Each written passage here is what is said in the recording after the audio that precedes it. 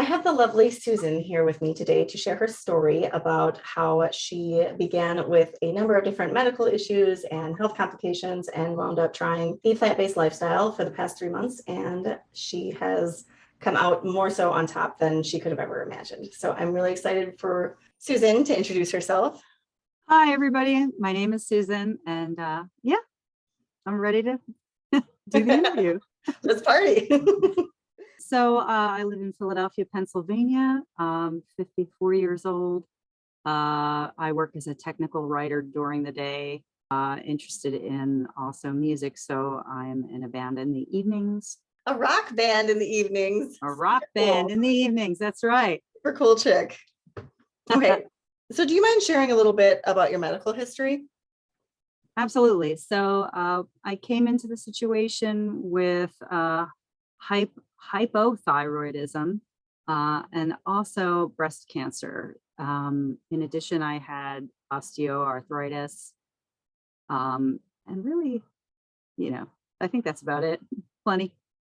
So how were you able to overcome the issues with your breast cancer and your thyroid complication?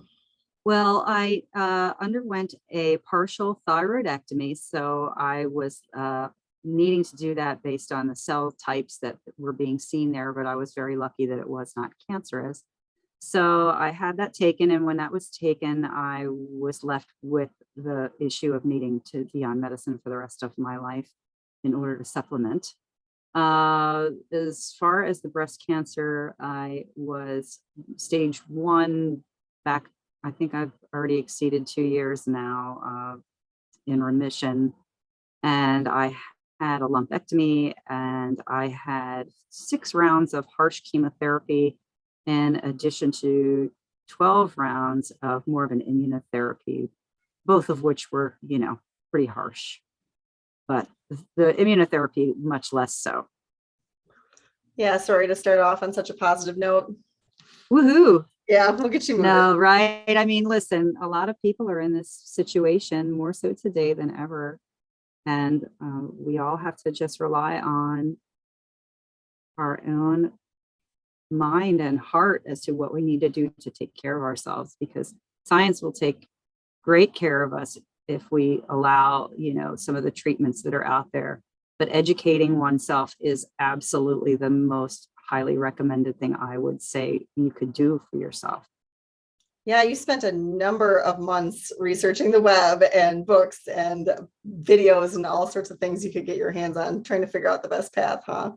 It's true. I knew that there were a lot of things out of my control, but what was in my control was the health piece, that I was responsible for what it was going in my mouth, what was being put on my body, and etc. So after quite some deliberation and research on YouTube, because I had quite a bit of time to lay in bed and flip the channels, I arrived at your service, Karli. And because you seem so knowledgeable in the science area, as well as the physical fitness piece, I was very happy to contact you for some additional help. Yeah, because you experienced a bit of muscle atrophy during your stint in chemo, huh? Absolutely. So yes, because chemo can be very damaging to the cells, I don't know, it can also render you bedridden. For that time, I was up and down, out of bed, working, not working, kind of just trying to survive the situation. And I don't think I landed back where I was before it all started. And did you have a family history of cancer? Was there any sort of genetic predisposition involved? Did the doctors explain why They did explain that, but I did not qualify under those circumstances. So we're just looking at, external factors, supposedly. I did have some issues many years back, but nothing that was of that nature. So yeah, I don't know how exactly I wound up with breast cancer, and the doctors will not venture a guess. I'm sure if you find yourself in that situation, they're not going to say, oh, it's this reason or that reason, because the reason list is very long. But we can do everything in our power to control the things that we can control on that list. That is so Move true. things And in our favor. it is so important that we kind of get our arms around this, because the big food industry is doing nothing to protect you. You have to do it for yourself. That is such a powerful message. Absolutely. I couldn't agree with you more. So speaking of diet, would you mind telling us a little bit about what your diet consisted of prior to initiating this program, prior to going plant-based? Absolutely. So I did my own version of plant-based, which would include lots of these, how do you say, the prepared soy products. And I was also consuming large quantities of nuts and seeds, unbeknownst to my, I just had no idea how much impact that could have on a weight loss. So where I was feeling a little bit healthier through the largely plant-based foods, I still needed some work to do in order to tweak the diet in order to lose weight. If you find yourself struggling with this transition or losing those excess pounds, make sure you click my link in the description box below and schedule a free 45-minute consultation with me so we can get started on your health journey. So there are a lot of those plant-based meat substitutes, and even on occasion you'd have regular meat and fish. Yes. But you were also a victim of high fiber cereals for constipation-related issues. Absolutely. That's so funny you say that. I'll tell you, when we first started, I almost kept the cereal box. And I thought, oh, well, I'm just going to pull this out after I'm done losing the weight. And I didn't do it. And I'm really happy because it's not appealing now. Since having lost some of the weight, I still have a few more pounds to go, obviously, but I was really pleased with that result. So see, you can put your faith in Karli. I don't know why you say obviously. You look amazing. Oh, okay. So thanks. there was also some other light indulgences, right? Like with the snacking. So buttered popcorn, sugar-free popsicles, and chocolate pudding, black bean brownies, but also coffee was a big one, right? Oh, Lord. So, yeah, I mean, there I'd be just pounding huge, 16 ounces and above, of coffee. And it was just a habit that I acquired in corporate America, and I really needed to shake it. So I did a good job of doing it. It was something I missed initially, but now I'm doing quite well. Yeah, for anybody with a partial thyroidectomy or any other type of Hashimoto's or thyroid complication, drinking coffee is really going to burn out your adrenals because you're already running on fumes by needing those additional boosts in thyroid meds. So just something to consider if you are having issues with fatigue or other symptoms of that sort. Following a thyroid diagnosis, you may want to try just reducing the caffeine or getting off of it completely. Susan did a wonderful job getting rid of the salty snacks and the sugary snacks and the coffee all at once. So anybody can do this. It really is just a matter of experimentation, knowing yourself, and persistence, right? That's right. That's right. Just got to stay with it. Okay, so I know we already talked about a few of the complications you were experiencing, like the constipation and the thyroid, and obviously the cancer, osteoarthritis. But what was your primary motivation behind making the plant-based transition? Well, I knew for years about some popular folks that you would see, for example, on PBS, other programs that were out there touting the sparkling good health that you could achieve by switching to a largely plant-based or all plant-based diet. So it was, the problem I had was making the connection on how to. And so that's why getting the extra help was just absolutely invaluable. One wants to enjoy sparkling good health and happiness.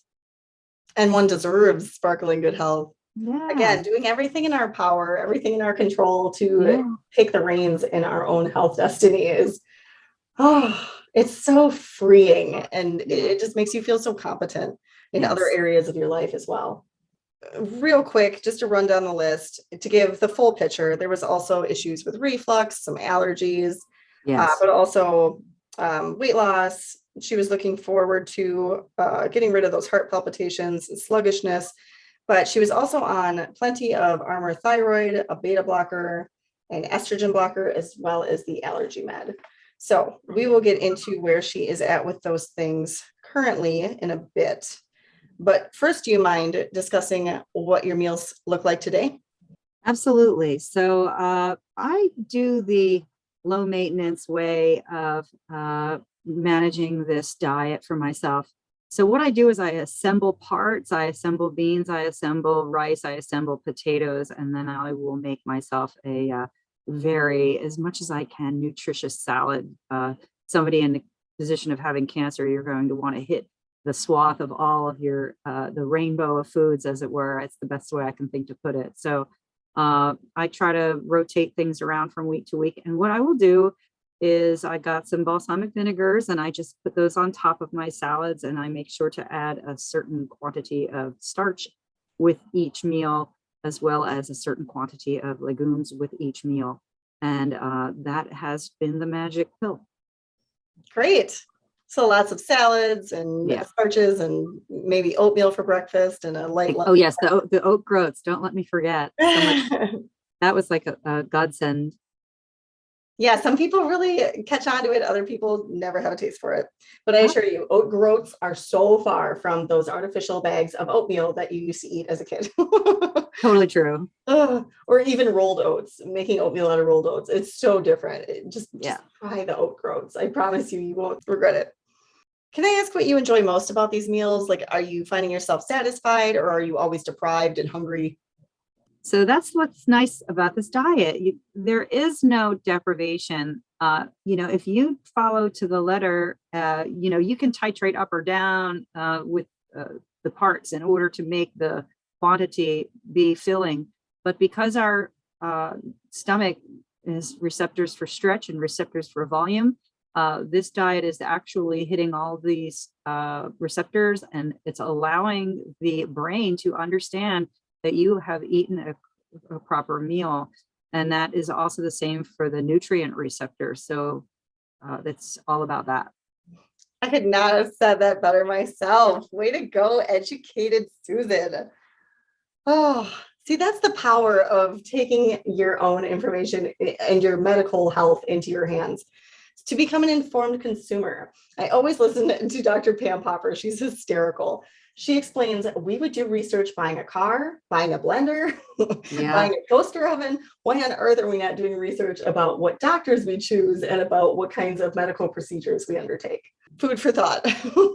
That's the truth.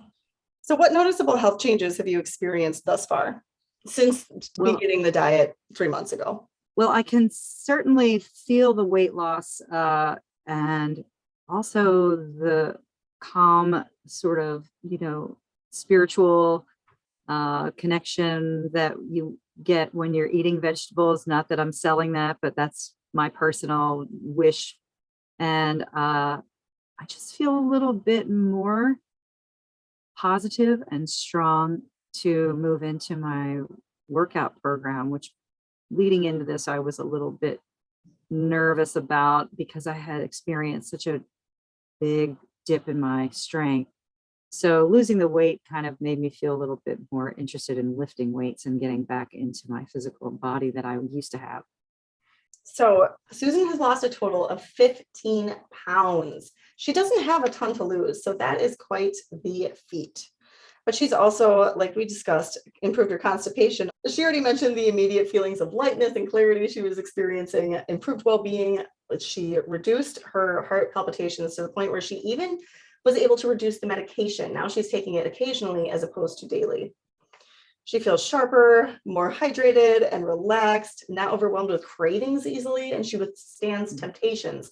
She has these late night gigs in bars where she's constantly smelling the hamburgers and the different things that are cooking in the grill. So being able to say no thank you to all of those wonderful fans that are offering her different bites to eat and different shots of whiskey, she has come a very long way in that manner. But also at home, her husband does not eat the way she does. So it's very complicated for some people to initiate this lifestyle when your significant other is doing the opposite and you're literally surrounded by it, even in your home. She's improved her osteoarthritis. She has a wonderfully happier disposition, which is first and foremost, I feel, her biggest accomplishment. And she also feels younger. Who doesn't want to feel younger? That's the truth. That's the truth. I mean, that's part of the clarity piece. I always say, once you get a little bit more clear, then you can get a little bit more clear about what you want, where you're going, what you're doing, how you need to get it done. And then you want to, start moving into some of the fun stuff that you need to get to, because you're not so busy now worrying about how you're going to lose the weight. Exactly. You have so much more free space in your mind to think about Yes. things that are enjoyable and pleasurable. And, you're able to plan and dedicate more energy to things that matter in your life. Absolutely. Okay. So what were the major challenges taking on this transition so far? Well, you hit upon a few things there around the temptations. I guess one of the things that was great to learn is how to take food with you, and also the prep steps. So that was no small feat for me to learn and be diligent about prepping a lot of the food, because it was a quantity prep, different than a meal prep that I used to do. And but I liked it better because it was a quantity prep. Right. What about your concerns for getting enough protein? Yes, indeed. So I was very worried about that. And before I continue into why I'm not worried about it, let me just say that the medical community is very vocal with especially cancer patients, and they speak around a lot of protein needs that match up with your body weight and so on. And I believe it just is not it's not true that we need to eat all that protein. I think what we do need to do is eat the amount of vegetables and healthy fats that were intended for us, and the protein will come along as part of the ride, as it were. So we don't need to eat animal products and supplement ourselves with powders. The way nature was created is the intended way for humans to eat. Oh, absolutely. So what advice did your doctor give you around diet? Well, they had me originally they asked me to take 75 grams of protein per day while I was on chemotherapy. And that's almost double the daily dosage. Yes. Now, wow. It was also quite difficult to do that without adding a bunch of excess calories and weight. And they left me to kind of figure out how I was going to achieve that. And I understand. At the same time, they should probably be a little more educated about what advice they're dispensing to cancer patients. It's just the same thing. You're sitting in the room receiving chemotherapy in your arm, and they're handing you like ham and cheese sandwiches, and this is the way hospitals are, and doctors' offices and so forth, who don't have the proper nutrition information and people and staff to match the requirements and keep up with today's information. So you have to do it for yourself. Please, I beg you to do it for yourself. Mm-hmm.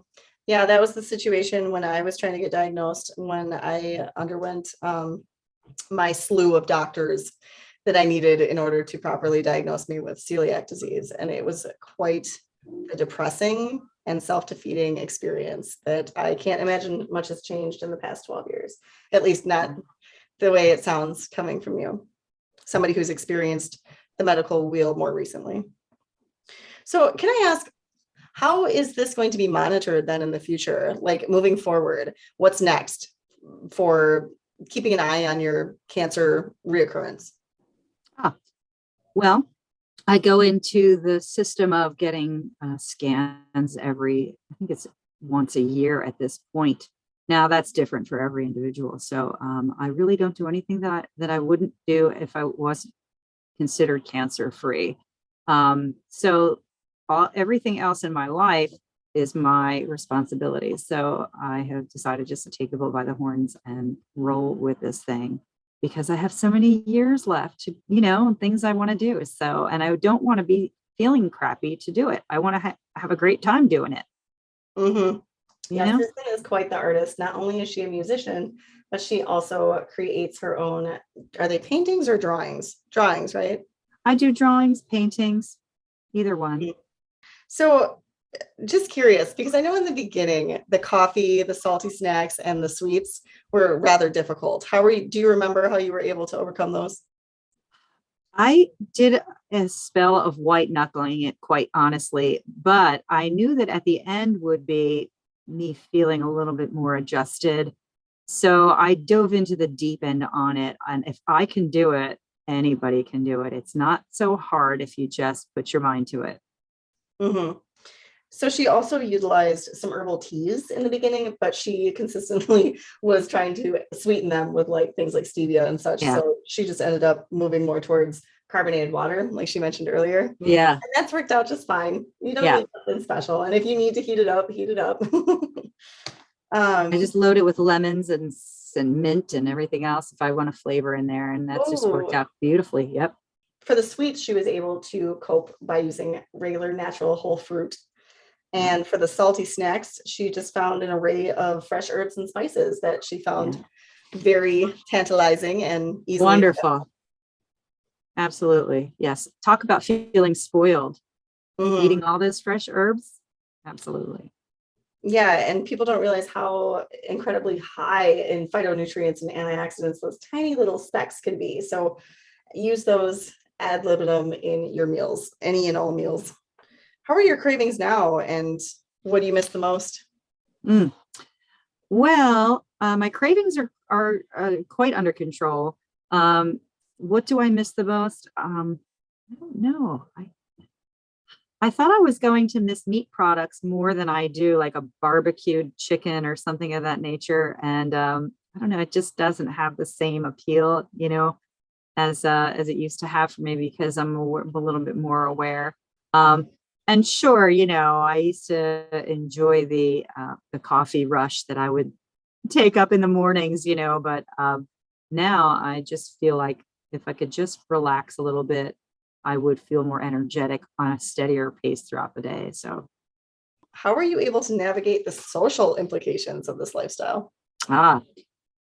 Well, that's not very tricky for me. It seems like it could be, but having a cancer diagnosis does give folks pause. So I could sit here and say I did all these gyrations around it, but I didn't. I simply just don't mention it. And if somebody wants to ask me, I'll just say, oh, I'm on medicine, on medication, or, but I think it's all about the way in which you present your satisfaction with the circumstances. If you look like you're unhappy or uncomfortable or that you wish you had whatever they have, that sets people up for a discomforting moment.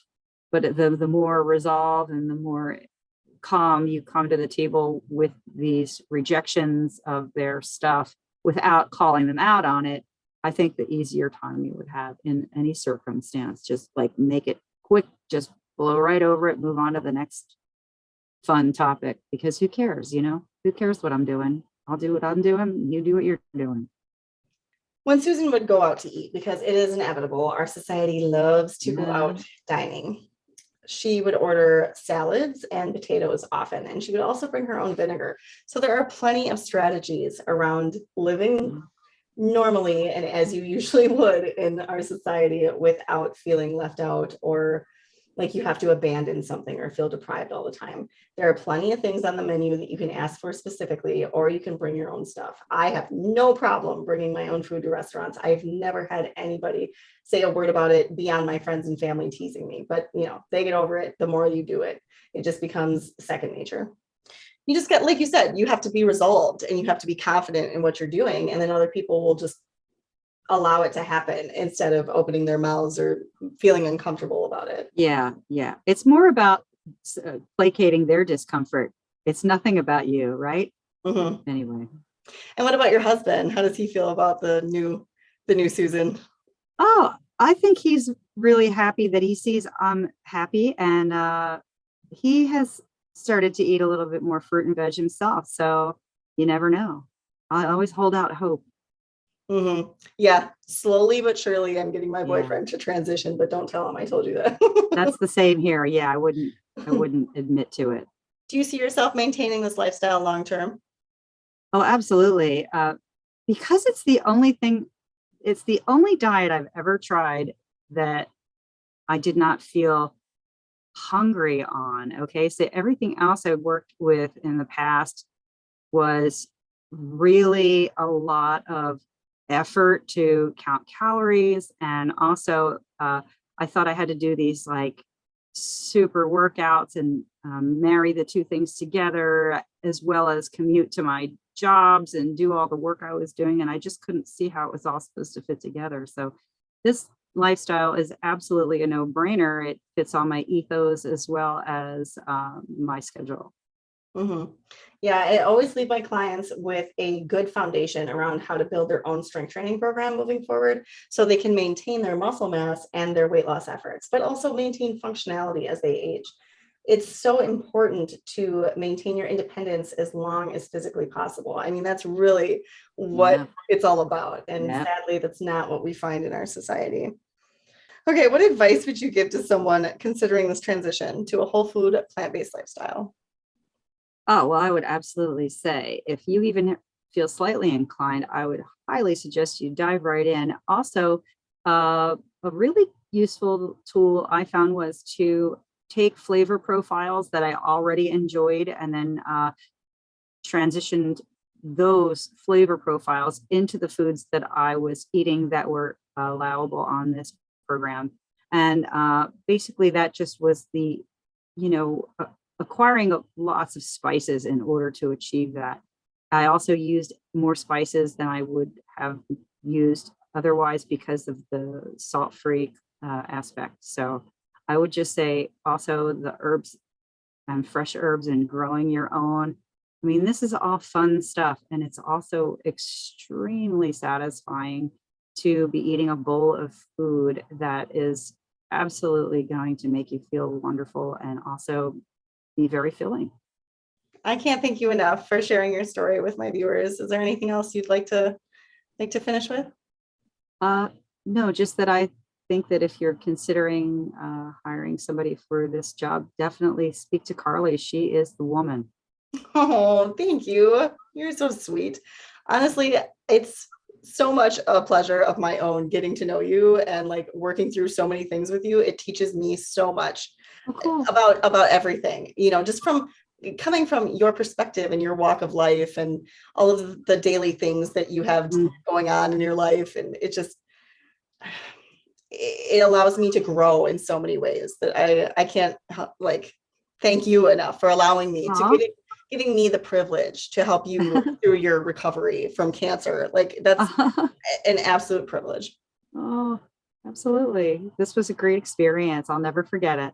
Oh, good. You better stay in touch. I want to know what your labs look like for sure. You got it.